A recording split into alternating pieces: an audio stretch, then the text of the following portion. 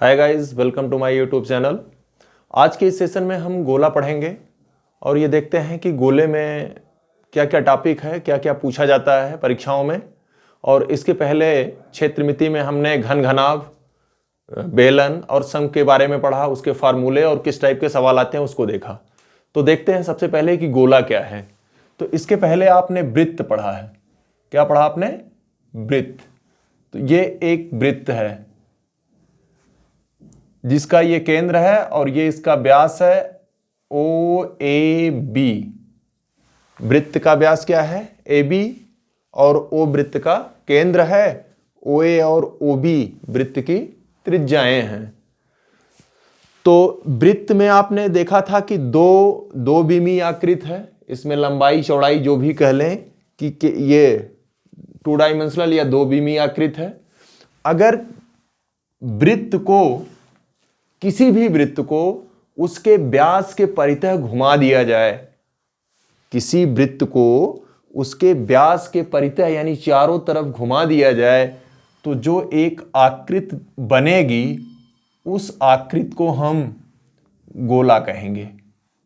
अब गोले और वृत्त में अंतर क्या होगा कि गोला जो है वो त्रिविमी आकृत है, जबकि वृत्त 2 बीमी आकृत है। अगर वृत्त, हालांकि यहां ये चूंकि व्हाइट बोर्ड आपका 2 बीमी है, इसलिए इस चित्र पर आपको गोले, इस व्हाइट बोर्ड पर गोले और वृत्त में आपको अंतर नॉर्मली दिखाई नहीं देगा। लेकिन अगर अंतर आप जानना चाहें तो वृत्त 2 बीमी आकृत है। उसमें क्या होता है कि केंद्र से, वृत्त के केस में कि केंद्र से एक सतह पर चारों तरफ बराबर दूरी होती है। यह आपका क्या है? वृत्त है। एग्जाम्पल, आप साइकिल का रिम ले लीजिए, चूड़ी ले लीजिए या कोई प्लेट ले लीजिए। ये सब कैसी आकृति है? वृत्ताकार या वृत्त है। जबकि गेंद, जब कुछ इस प्रकार की आकृति हो कि उसके केंद्र से केवल एक प्लेन में नहीं बल्कि सभी दिशाओं में दूरी हो या सभी दिशाओं में उसकी संरचनाएं हों, तो उसे हम कहेंगे गोला। जैसे आपका क्या है? गेंद है। और भी गेंद है, फुटबॉल है। यहां आप देखेंगे केंद्र से चारों तरफ है। जबकि आप साइकिल की रिम ले लीजिए या चूड़ी ले लीजिए, इनमें आप देखेंगे केवल एक प्लेन में। अर्थात गोला त्रिविमी आकृत है, जबकि वृत्त 2 बीमी आकृत है। तो हम क्या क्या देखते हैं इसमें? गोला का आयतन या गोले का आयतन। तो गोले का आयतन बराबर होता है 4/3 पाई आर क्यूब। पाई 22/7 और आर जो होता है वो गोले की त्रिज्या है। गोले का पृष्ठीय क्षेत्रफल, गोले का पृष्ठीय क्षेत्रफल या पृष्ठ का क्षेत्रफल, जो भी आप कह लें, ये बराबर होता है 4 पाई आर स्क्वायर। तो गोले का आयतन हो गया और गोले का पृष्ठीय क्षेत्रफल हो गया। अगर आप बात गोले की करते हैं तो जैसा कि आपने बेलन में देखा था कि अगर आपका ये बेलन है तो इसमें इसके वक्र पृष्ठ के अलावा क्या था? ऊपर नीचे वृत्ताकार आकृति समतल थी। शंकु में भी बेले में दोनों तरफ था और शंकु में नीचे था। तो आपने इसके पृष्ठीय क्षेत्रफल या वक्रतल के अलावा संपूर्ण पृष्ठ पढ़ा था। जबकि गोले में ऐसी कोई समतल आकृति नहीं है, तो गोले में सिर्फ क्या होगा? गोले का पृष्ठीय क्षेत्रफल। अगर हम किसी गोले को 2 बराबर भागों में काट दें तो हमें कुछ इस प्रकार की आकृति प्राप्त होगी। ये आकृति प्राप्त होगी। और गोले का जो आधा भाग होगा वो क्या होगा? अर्धगोला। गोले का क्या होगा? आधा भाग अर्धगोला। तो अर्धगोले का आयतन, अर्धगोले का आयतन बराबर, अगर यहां देखिए कि पूरे गोले का आयतन कितना है? 4/3 पाई आर क्यूब। तो आधे गोले का आयतन 4 का आधा कितना होगा 2, बाकी चीज एकदम सारे सब कुछ वही 2/3 पाई आर क्यूब। इसी प्रकार गोले का अर्धगोले का पृष्ठीय क्षेत्रफल या वक्र पृष्ठ का क्षेत्रफल, अर्धगोले के वक्र तल का क्षेत्रफल बराबर होगा, ये देखिए पूरे का कितना है 4 पाई आर स्क्वायर, तो आधे का कितना होगा 2 पाई आर स्क्वायर। फिर अर्धगोले का संपूर्ण पृष्ठ, अर्धगोले का संपूर्ण पृष्ठीय क्षेत्रफल, अर्धगोले का संपूर्ण पृष्ठीय क्षेत्रफल। अब ध्यान से देखिए कि ये जो आकृति है ये तो वक्रतल है, लेकिन जब गोले को आप काटेंगे तो ये जो आकृति आपको बन रही है ये कैसी आकृति बनेगी, वृत्ताकार आकृति बनेगी और ये समतल होगी। अगर ये वृत्त है जिसकी त्रिज्या गोले की त्रिज्या के बराबर होगी तो इसका क्षेत्रफल क्या हो जाएगा पाई आर स्क्वायर, यानी ये 2 pi r square plus pi r square. आपने जब बेलन का संपूर्ण पृष्ठ पढ़ा या शंकु का संपूर्ण पृष्ठ पढ़ा तो वक्र पृष्ठ धन बेलन के केस में दोनों सिरों का क्षेत्रफल और शंकु के केस में वक्रतल धन आधार का क्षेत्रफल। वैसे जब अर्धगोले का क्षेत्रफल आप देखेंगे या संपूर्ण पृष्ठ का क्षेत्रफल देखेंगे तो क्या होगा, अर्धगोले के वक्रतल का क्षेत्रफल या पृष्ठीय क्षेत्रफल धन ये जो प्लेन है उसका क्षेत्रफल। तो वक्रतल का क्षेत्रफल कितना है 2 पाई आर स्क्वायर, और ये जो समतल है ये एक वृत्त है और वृत्त का क्षेत्रफल क्या होता है पाई आर स्क्वायर। तो इस प्रकार ये हो गया 3 पाई आर स्क्वायर। तो यहां आपको गोले से रिलेटेड जो सूत्र मिले हैं वो गोले का आयतन है, गोले का आयतन 4/3 पाई आर स्क्वायर, और जब गोले का आधा करेंगे तो इसका भी आधा हो जाएगा 2/3 पाई आर क्यूब, और गोले का आयतन 4/3 पाई आर क्यूब। इसके बाद क्या है, गोले के पृष्ठीय क्षेत्रफल या गोले के वक्रतल का पृष्ठीय क्षेत्रफल बराबर क्या है 4 पाई आर स्क्वायर, जबकि अर्धगोले का वक्रतल का क्षेत्रफल क्या होगा, ये 4 पाई आर स्क्वायर का आधा 2 पाई आर स्क्वायर। और जब ये पूरा गोला था तो इसमें कोई समतल नहीं था, तो संपूर्ण पृष्ठ और वक्रतल दोनों बराबर था। लेकिन जब अर्धगोला हुआ तो ये जो पूरा भाग है वो वक्रतल है, लेकिन जब गोले को बीच से काटेंगे तो वहां समतल भी आएगा, और समतल एक वृत्त होगा तो वो पाई आर स्क्वायर है। इस प्रकार आपको गोले में टोटल 5 सूत्र हैं, पांचों को रटने की जरूरत नहीं है, केवल आप गोले के 2 रट लीजिए। इसके बाद क्या होगा, अर्धगोले का केस होगा तो उस पर आप क्या करेंगे, उनका आधा कर देंगे। और ये अर्धगोले का संपूर्ण पृष्ठ की जब बात आएगी तो अर्धगोले के वक्रतल के क्षेत्रफल में आप पाई आर स्क्वायर जोड़ेंगे तो 3 पाई आर स्क्वायर आ जाएगा। तो अब हम इस पर कुछ सवाल देखते हैं। 7 सेंटीमीटर त्रिज्या वाले गोले का आयतन एवं पृष्ठीय क्षेत्रफल ज्ञात करो।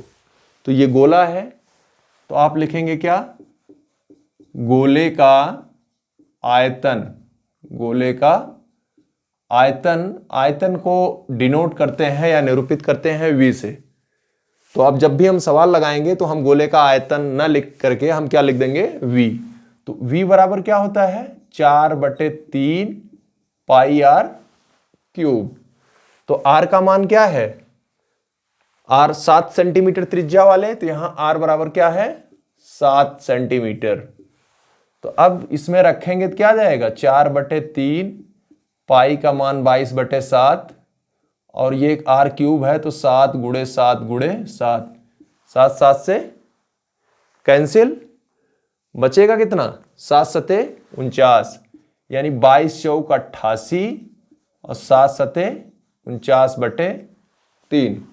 अब 88 में 49 से गुणा करिए और 3 से भाग दे दीजिए, तो जो आएगा वही क्या होगा आपका, वही गोले का आयतन होगा। अगला क्या पूछा है कि पृष्ठ ज्ञात करो, तो गोले का पृष्ठीय क्षेत्रफल, गोले का पृष्ठीय क्षेत्रफल या गोले के पृष्ठ का क्षेत्रफल, तो गोले का पृष्ठीय क्षेत्रफल बराबर क्या होगा आपका 4πr²। तो 4 का मान 22/7, r का मान 7 × 7, एक 7 से कैंसिल, तो 22 चौक 88 × 7, तो 7 8 56 और 7 8 56 5 61, इतना सेंटीमीटर स्क्वायर, 616 सेंटीमीटर स्क्वायर। तो इस प्रकार आप देखिए कि बहुत ही सिंपल सवाल है कि गोले की त्रिज्या दिया गया है या कभी कभी व्यास दे देगा। जैसे अगर यही ना दे करके ये लिख देता 14 सेंटीमीटर व्यास वाले, अगर 14 सेंटीमीटर व्यास दे देता तो आप पहले त्रिज्या बराबर व्यास बटे 2 करते और फिर त्रिज्या निकल आती, तो फिर गोले का आयतन और गोले का पृष्ठीय क्षेत्रफल बहुत आसानी से निकाला जा सकता है। अब इसका उल्टा, जैसे मान लीजिए कभी आपको त्रिज्या देगा तो आपसे क्या पूछेगा, गोले का आयतन या गोले का पृष्ठीय क्षेत्रफल।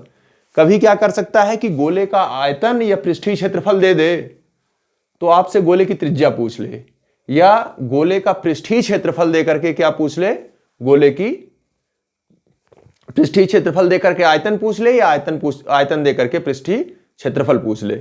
तो यदि आपको गोले की त्रिज्या दी गई है तो पृष्ठीय क्षेत्रफल या आयतन ज्ञात करना है, और यदि गोले का पृष्ठीय क्षेत्रफल या आयतन दिया हो तो सूत्र में रख करके क्या निकालेंगे, गोले की त्रिज्या। और जब गोले की त्रिज्या निकाल लेंगे तो बाकी जो पूछा है उसको आसानी से निकाल लेंगे। देखते हैं जैसे एक सवाल,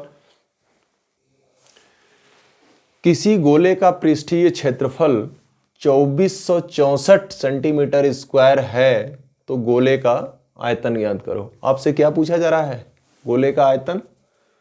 तो गोले का आयतन ज्ञात करना है तो आपको चाहिए क्या, गोले की त्रिज्या। लेकिन क्या गोले की त्रिज्या दी हुई है, नहीं दिया है।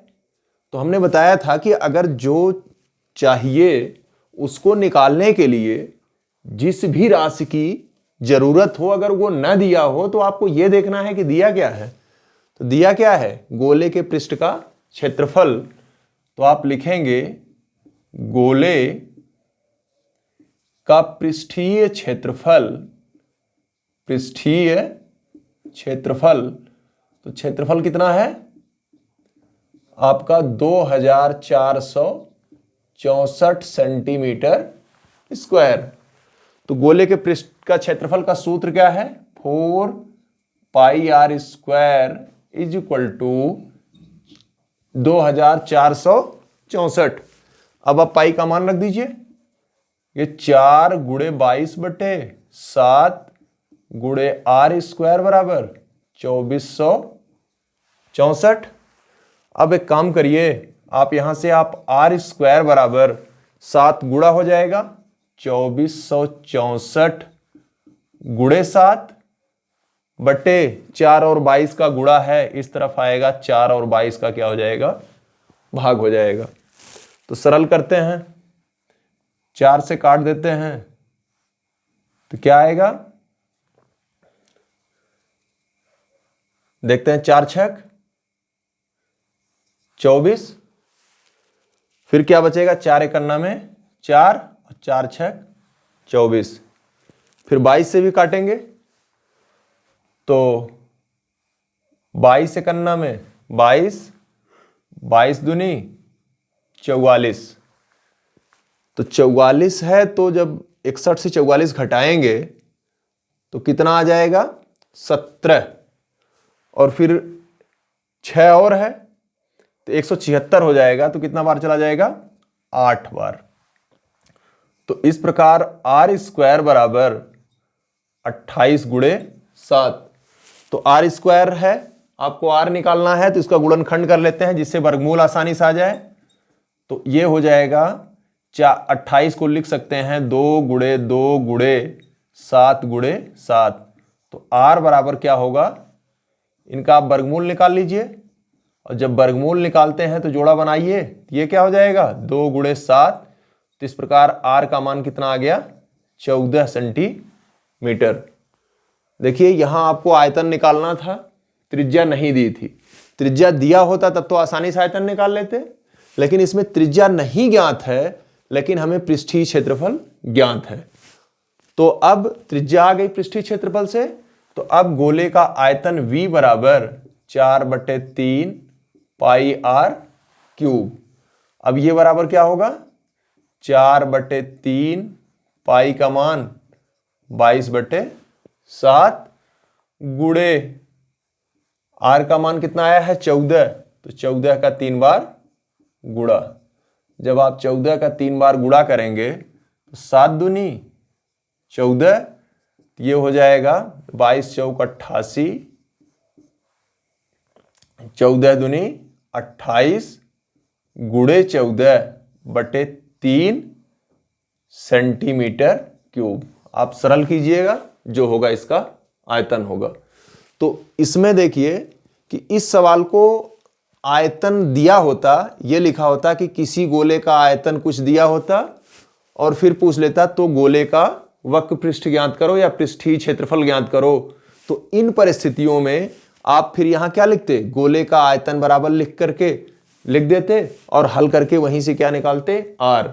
यानी सवाल में गोले का वक्र पृष्ठ, गोले का पृष्ठीय क्षेत्रफल दे या गोले का आयतन दे दिया जाए, तो आप हल करके सूत्र में रख करके r का मान निकालेंगे।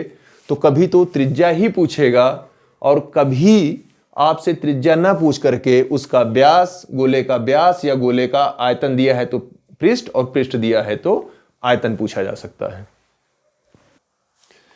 किसी अर्धगोले की त्रिज्या 10.5 सेंटीमीटर है तो अर्धगोले का आयतन, पृष्ठीय क्षेत्रफल एवं संपूर्ण पृष्ठीय क्षेत्रफल ज्ञात करो।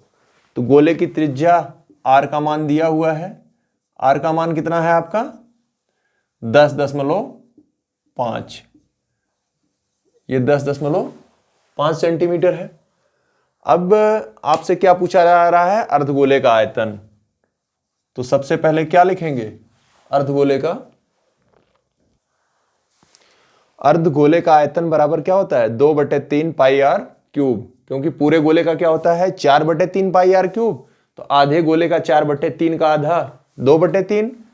अब क्या हो जाएगा 2/3, इसका क्या होगा 22/7 गुणे, ये कितना है 10.5। तो ये जो 10.5 है ये कितना होगा, इसका घाते 3 यानी 3 बार गुणा, 10.5 का 3 बार गुणा। तो हल करते हैं। अब 7 एकन्नम 7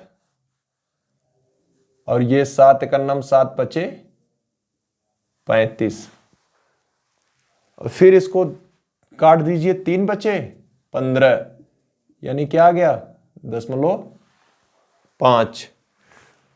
अब आप ध्यान से देखिए, यहां 0.5 में 2 का गुणा कर देंगे तो क्या आ जाएगा 1.0 गुणे ये 10.5 है, इसको आप 21/2 लिख सकते हैं।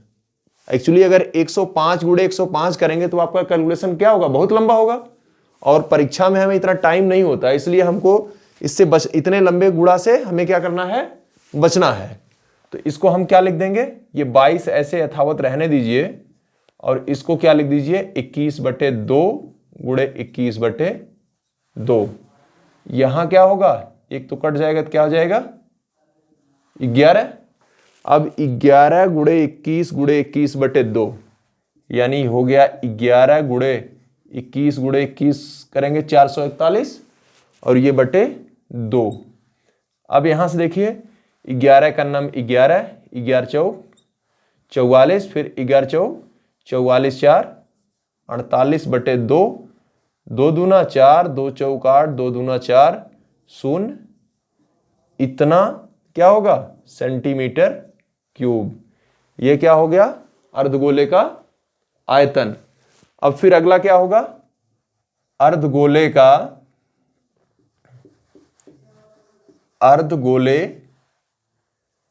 का पृष्ठीय क्षेत्रफल या वक्र पृष्ठ का क्षेत्रफल। वक्र पृष्ठ का क्षेत्रफल। अर्धगोले के वक्र पृष्ठ का क्षेत्रफल क्या होता है? संपूर्ण गोले का क्या होता है? 4 पाई आर स्क्वायर। तो अर्धगोले का क्या होगा? 2 पाई आर स्क्वायर। और ये जब 2 पाई आर स्क्वायर होगा तो क्या हो जाएगा? 2 पाई का मान 22/7 और ये आर क्या है? 10.5 गुणे 10.5।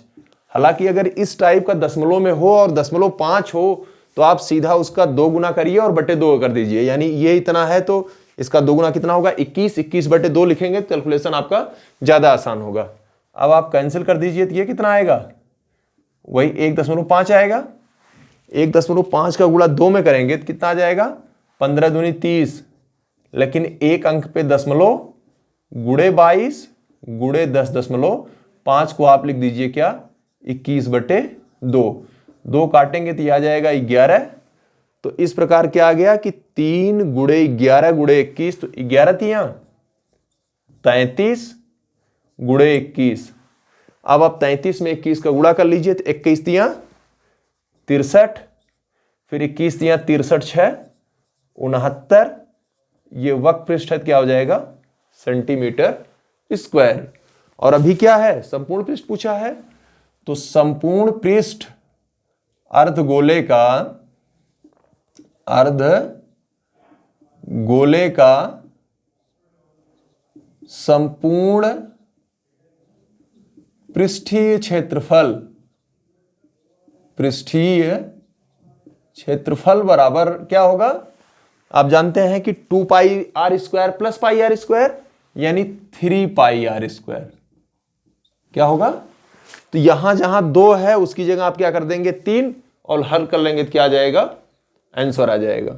ठीक जैसे आपने गोले की त्रिज्या ज्ञात होने पर आयतन और वक्रपृष्ठ निकाला और अर्धगोले की त्रिज्या ज्ञात होने पर अर्धगोले का आयतन, अर्धगोले का वक्रपृष्ठ और अर्धगोले का संपूर्ण पृष्ठ निकाला, उसी प्रकार अगर अर्धगोले का आपको आयतन मालूम हो तो अर्धगोले का सूत्र लिख करके अर्धगोला बराबर करेंगे तो वहां से अर्धगोले की त्रिज्या निकाल लीजिए। और जब अर्धगोले की त्रिज्या आ जाए तो फर्दर चाहे त्रिज्या पूछे, चाहे वक्र पृष्ठ पूछे, चाहे संपूर्ण पृष्ठ पूछे, यानी अर्धगोले का आयतन, वक्र पृष्ठ का क्षेत्रफल या संपूर्ण पृष्ठ का क्षेत्रफल ज्ञात होने पर हम सेम जैसे गोले में करते हैं अर्धगोले में भी कर लेंगे। और फिर त्रिज्या आ जाने पर जो पूछे फर्दर उसको हम क्या कर सकते हैं? सॉल्व कर सकते हैं। समान त्रिज्या और समान ऊंचाई वाले बेलन, शंकु और गोले के आयतनों का अनुपात ज्ञात करो। तो ये काफी अच्छा सवाल है और अगर इस सवाल को आप समझने में कामयाब हो जाते हैं तो बहुत हद तक मेंसुरेशन में, चाहे आपका गोले से सवाल हो, चाहे बेलन से सवाल हो या शंकु से सवाल हो, काफी हद तक बहुत आसान हो जाएगा। और ये सवाल है भी बहुत आसान। इसमें क्या कहा गया है कि समान त्रिज्या यानी जो बेलन है, जो शंकु है और एक क्या है? गोला, तीनों की त्रिज्याएं क्या हैं? समान हैं। तो आपका एक ये हम यहां ले लेते हैं क्या? बेलन ले लेते हैं। जितनी त्रिज्या बेलन की होगी उतनी ही त्रिज्या का क्या लेना है? शंकु लेना है। यानी त्रिज्या जितनी शंकु की होगी उतने इस बेलन की होगी। और एक हम गोला लेंगे, उस गोले की भी त्रिज्या क्या होगी? इसी शंकु और बेलन की त्रिज्या के बराबर होगी। यानी अगर इसकी त्रिज्या r है तो इसकी भी त्रिज्या r होगी और इस बेलन की भी त्रिज्या क्या होगी? r होगी। संभवतः ये इतना समझ में आ गया होगा। हमने यही लिखा है कि समान त्रिज्या के बेलन, शंकु और गोला, यानी जितनी त्रिज्या बेलन की उतनी ही त्रिज्या शंकु की और उतनी ही त्रिज्या गोले की। और इसमें देखिए ध्यान से कि केवल त्रिज्या ही नहीं समान है, ऊंचाई भी समान है। तो अगर हम बेलन और शंकु की बात करें तो इसकी त्रिज्या समान रहते हुए इसकी ऊंचाई, मतलब बेलन की ऊंचाई और शंकु की ऊंचाई तो हम बढ़ा सकते हैं। यानी इस त्रिज्या पर हम और बड़ा बेलन बना सकते हैं, इस त्रिज्या पर और बड़ा शंकु बना सकते हैं। लेकिन हम गोले के केस में क्या ऊंचाई बढ़ा सकते हैं? बिल्कुल नहीं ऊंचाई बढ़ा सकते हैं। यानी गोले की जो ऊंचाई होगी वो गोले की त्रिज्या के 2 गुनी होगी। गोले की ऊंचाई क्या होगी? गोले की त्रिज्या की 2 गुनी। यानी ये गोले की ऊंचाई जो है गोले के व्यास के बराबर होगी, क्योंकि जब हम गोले की ऊंचाई बढ़ाएंगे तब गोले की त्रिज्या क्या हो जाएगी? बढ़ जाएगी। यानी इस गोले की ऊंचाई कितनी? 2r। अब ध्यान दीजिए किसमें क्या कहा है कि समान त्रिज्या और समान ऊंचाई। तो इस प्रकार इसकी ऊंचाई अगर 2r है तो ये जो शंकु है उसकी ऊंचाई भी क्या होगी? 2r। और ये बेलन की ऊंचाई भी क्या होगी? 2r। शायद अब तक काफी हद तक क्लियर हो गया होगा। इस सवाल को एक बार फिर से पढ़िए कि समान त्रिज्या और समान ऊंचाई वाले, यानी आपको बेलन, शंकु और गोला लेना है, तीनों की त्रिज्याएं क्या हो? समान हो। आपने ले लिया। ऊंचाई में थोड़ा सा कंफ्यूजन होता है, लेकिन हम गोले की जो ऊंचाई होगी वो त्रिज्या की 2 गुनी होगी। और चूंकि ये तीनों की ऊंचाइयां समान हैं, इसलिए गोले की अगर ऊंचाई 2r है तो शंकु की भी ऊंचाई 2r और बेलन की भी ऊंचाई कितनी? 2r। क्लियर हुआ होगा। अब क्या कहा है कि इनके आयतनों का अनुपात ज्ञात करो। तो सबसे पहले बेलन का आयतन क्या होगा? पाई r स्क्वायर h। पाई r स्क्वायर h होता है। तो ये क्या हो जाएगा? पाई r स्क्वायर और h कितना है? 2r। तो ये कितना हो गया? 2 पाई r क्यूब। ये किसका आयतन आ गया? बेलन का। ये बेलन का आयतन हो गया, बेलन का आयतन। अब हम क्या निकालेंगे? पहले क्या है? बेलन है, फिर शंकु का आयतन, फिर किसका आयतन? शंकु का आयतन। शंकु का आयतन क्या होता है? 1/3 पाई r स्क्वायर h। अब ये क्या होगा? 1/3 पाई r स्क्वायर और h का मान इसका भी 2r। अब ये देखिए क्या हो जाएगा? 2/3 पाई r क्यूब। फिर गोले का आयतन, गोले का आयतन बराबर क्या होता है? ये तो 4/3 पाई r क्यूब होता ही है। लेकिन आपको ये आयतन नहीं पूछा है बल्कि अनुपात पूछा है। तो अनुपात पूछा है तो अनुपात आप निकाल लीजिए तीनों का। तो 2 पाई r क्यूब अनुपाते 2/3 पाई r क्यूब अनुपाते 4/3 पाई r क्यूब। तो अनुपात में किसी संख्या से गुणा या भाग किया जा सकता है, लेकिन जिससे भाग करेंगे जितने अनुपात होंगे सब में। तो r क्यूब सब में है तो r क्यूब कट जाएगा, पाई सब में है तो पाई कट जाएगा। हम देख रहे हैं कि 2 भी सब में है, तो 2 से भाग देंगे तो यहां क्या बचेगा? 1। यहां क्या भाग बचेगा? 1/3 और यहां क्या बचेगा? 2/3। और अभी दोनों में 3 से भाग है। तो आप किसी भी अनुपात में, इसका चैप्टर जब हम पढ़ेंगे तो आपको बताएंगे, लेकिन फिलहाल आप जान लीजिए किसी भी अगर अनुपात है तो किसी संख्या से भाग दे सकते हैं, तो आप गुणा भी कर सकते हैं। तो आप तीनों में 3 से गुणा कर दीजिए। जब 3 से गुणा करेंगे तो ये आ जाएगा 3, ये 3 से गुणा करेंगे 3 3 से कट जाएगा 1 और ये क्या आ जाएगा? 2। तो इस प्रकार हमने क्या देखा कि समान त्रिज्या और समान ऊंचाई वाले बेलन, शंकु और गोले के आयतनों का अनुपात कितना आया? 3:1:2। तो आप इस सवाल को जब तक ना समझ में आए 2 बार 3 बार पोस्ट करके देख लीजिएगा क्योंकि अगर आप ये सवाल समझ गए और जो हमने कॉन्सेप्ट आपको दिया है वो समझ गए तो आपका ये क्षेत्रमिति का एक इंपॉर्टेंट चैप्टर आपकी काफ़ी हद तक समझ में आ जाएगा। और अब की बार एक अगला वीडियो जो बनाएंगे वो गोले, शंकु और बेलन को मिला करके जो भी सवाल पूछे गए हैं हम उस पर बनाएंगे। और आप लोग पीछे वाले वीडियो को देखिए और ज़्यादा से ज़्यादा लोगों को शेयर कीजिए और सब्सक्राइब कीजिए, जिससे काफ़ी हद तक जितने भी लोग देखें उनका फ़ायदा हो। और उम्मीद करते हैं कि ये सेशन आपके लिए काफ़ी उपयोगी रहा होगा। Thanks for watching.